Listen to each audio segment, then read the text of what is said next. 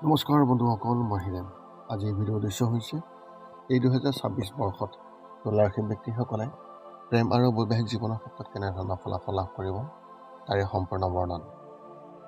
প্ৰথমে মোৰ এই চেনেলটো আপোনালোকে ছাবস্ক্ৰাইব কৰি ল'ব, যাতে মোৰ পিছৰ ভিডিঅ'বিলাক আপোনালোকে সহজে লাভ কৰিব পাৰে। লগতে মোৰ ভিডিঅ' যদি ভাল লাগে তেন্তে লাইক আৰু শ্বেয়াৰ কৰিব, কমেণ্ট কৰি আপোনালোকৰ মনোভাৱ প্ৰকাশ কৰিব। এতিয়া আহোঁ মূল বিষয়লৈ। তুলা ৰাশিৰ ব্যক্তিসকলৰ এই 2026 বৰ্ষটোত প্ৰেমৰ এক সুন্দৰ সময় হ'ব পাৰে। নতুন সম্পৰ্কৰ আৰম্ভণিৰ সময় হ'ব। আনহাতে আপুনি হয়তো আপোনাৰ সপোনৰ সংগী বিচাৰি পাব। বন্ধুত্ববোৰ হয়তো বিশেষভাৱে প্ৰেমলৈ ৰূপান্তৰিত হ'ব পাৰে। প্ৰেমৰ ক্ষেত্ৰত এইবাৰ বিশেষভাৱে শুভ আৰু বৈবাহিক দৃষ্টিকোণৰ পৰাও বছৰৰ প্ৰথমাৰ্ধ তুলা ৰাশিৰ ব্যক্তিসকলৰ বাবে অতি শুভ আৰু দ্বিতীয়াৰ্ধত কিছু উত্থান পতন দেখা পাব পাৰে। এইবাৰ সম্পৰ্কত তৰ্কতাৰে আগবাঢ়িব লাগিব। বিশেষকৈ আপোনাৰ অষ্টম স্থানত ৰাহুদেৱৰ ট্ৰানজিটৰ সৈতে আৰম্ভণি হ'ব।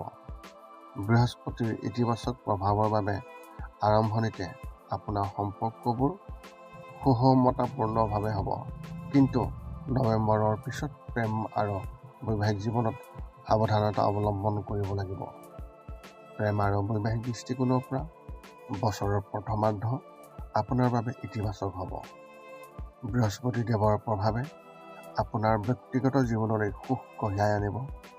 আপোনাৰ সম্পৰ্কত সমন্বয় আৰু বুজাবুজি বিশেষভাৱে প্ৰাধান্য থাকিব। বৃহস্পতি দেৱৰ অৱস্থানে আপোনাৰ প্ৰেম জীৱনক শক্তিশালী আৰু আগুৱাই নিব। আপোনাৰ সংগীৰ সৈতে আপোনাৰ সম্পৰ্কক শক্তিশালী কৰিব। যদি আপুনি ইতিমধ্যে সম্পৰ্কত আছে, তেন্তে আপুনি আপোনাৰ সংগীৰ সৈতে আৱেগিকভাৱে অধিক সংযোগ অনুভৱ কৰিব। ইজনে সিজনৰ চিন্তা আৰু অনুভৱ ভালদৰে বুজিব পাৰিব, যাৰ ফলত আপোনাৰ সম্পৰ্ক গভীৰ হ'ব। এই সময়ছোৱাত আপোনাৰ সংগীয়েও আপোনাৰ চিন্তাধাৰা বুজিব আৰু আপোনাৰ সৈতে খুবেই ভাল সহযোগ স্থাপন কৰিব। এইটো এটা সময় এনে হ'ব পাৰে আপোনাৰ প্ৰেমৰ সম্পৰ্কৰ মাজত ভাৰসাম্য ৰক্ষা কৰা আৰু বিশ্বাসৰ ভেটি শক্তিশালী কৰা। বিবাহৰ দৃষ্টিকোণৰ পৰাও এই সময় অতি শুভ হ'ব। যদি আপুনি বিবাহৰ কথা ভাবিছে, তেন্তে এইবাৰ আপোনাৰ জীৱনসংগীক লগ পোৱা আৰু বিবাহৰ প্ৰস্তাৱ পোৱাৰ ইতিবাচক লক্ষণ আহিব পাৰে।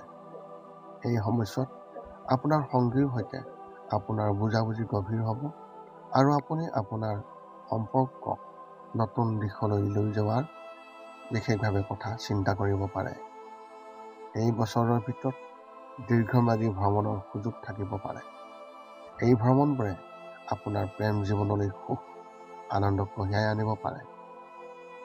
ছুটি গুৰুত্বপূৰ্ণ ভ্ৰমণে আপোনাৰ জীৱনক ইতিবাচক পৰিৱৰ্তন আনিব পাৰে। আনকি আপুনি নতুনকৈ কাৰোবাৰ লগত এক সম্পৰ্ক পাব পাৰে। এই সাক্ষাৎকাৰবোৰ বন্ধুত্বলৈ ৰূপান্তৰিত হ'ব পাৰে আৰু আনকি আপুনি এটা নতুন বিশেষ সংযোগ গঢ়ি তোলাৰ সুযোগো পাব পাৰে। এই ভ্ৰমণবোৰে আপোনাৰ সম্পৰ্কত নতুন সতেজতা আৰু উত্তেজনা কঢ়িয়াই আনিব। যদি আপুনি কোনো সম্পৰ্কত নাই, তেন্তে এই ভ্ৰমণৰ সময়ত আপোনাৰ জীৱনত বিশেষ কোনোবাই প্ৰৱেশ কৰিব পাৰে। বছৰৰ প্ৰথমাৰ্ধই আপোনাৰ প্ৰেম আৰু বৈবাহিক জীৱনলৈ সুখ আৰু শান্তি কঢ়িয়াই আনিব, কিন্তু নৱেম্বৰ মাহৰ পিছত ৰাহুদেৱৰ ট্ৰানজিটে আপোনাৰ প্ৰেমৰ সম্পৰ্কত বিশেষভাৱে প্ৰভাৱ পেলাব পাৰে।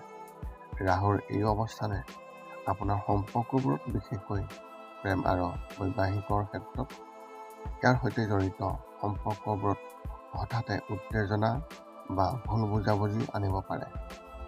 এই সময়ছোৱাত আপুনি আৰু আপোনাৰ সংগী ইজনে সিজনৰ অনুভৱ আৰু ইচ্ছাক বুজিব আৰু সন্মান কৰিব লাগিব।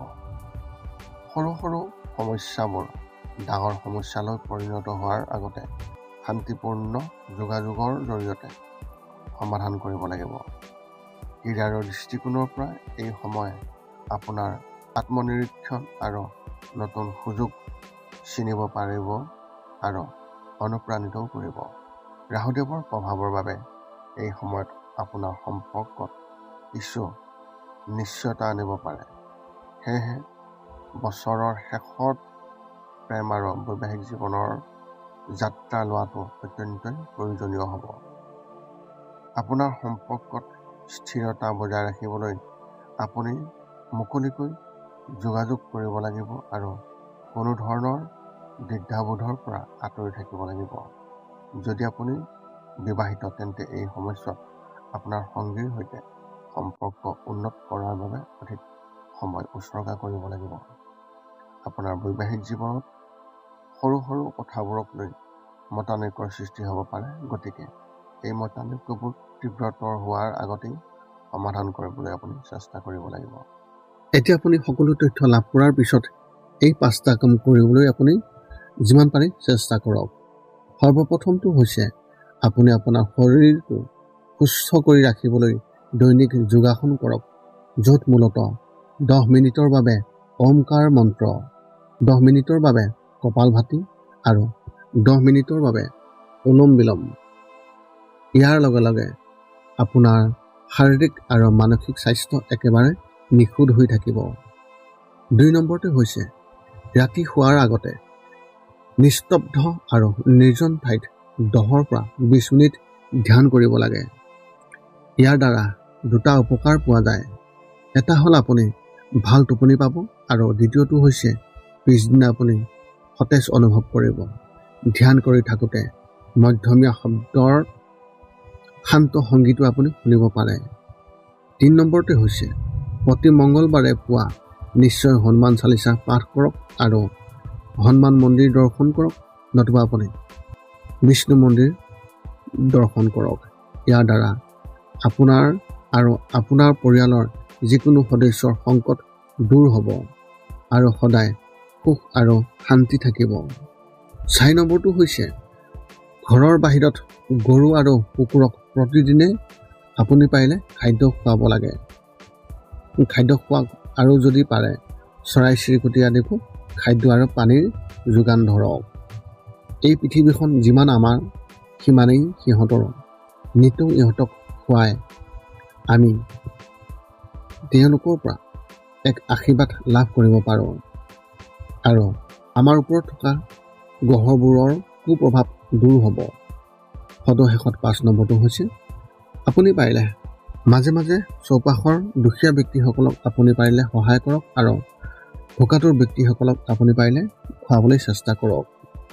যদি আপোনাৰ মনত এতিয়াও জ্যোতিষ সম্বন্ধীয় কিবা প্ৰশ্ন আছে তেন্তে আপুনি আমাক এই ভিডিঅ'ৰ তলত কমেণ্ট কৰি অৱগত কৰক আপোনাৰ প্ৰশ্ন, আৰু আমি আপোনালোকৰ প্ৰশ্নৰ উত্তৰ দিবলৈ আমি সকলো সময়তে সাজু আছোঁ। এয়া আছিল এই 2026 বৰ্ষত তুলা ৰাশিৰ ব্যক্তিসকলে তেওঁলোকৰ প্ৰেম আৰু বৈবাহিক জীৱনৰ ক্ষেত্ৰত লাভ কৰিবলগীয়া ফলাফলৰ প্ৰদান। যদি মোৰ ভিডিঅ' ভাল লাগে তেন্তে লাইক, শ্বেয়াৰ, কমেণ্ট কৰিব। চেনেলটো ছাবস্ক্ৰাইব কৰি থ'ব যাতে পুনৰ অন্য এটা ভিডিঅ'ৰ জৰিয়তে আপোনালোকৰ লগত সম্পৰ্ক ৰাখিব পাৰোঁ। পুনৰ লগ পাম অন্য এটা ভিডিঅ'ত। আজিলৈ ধন্যবাদ।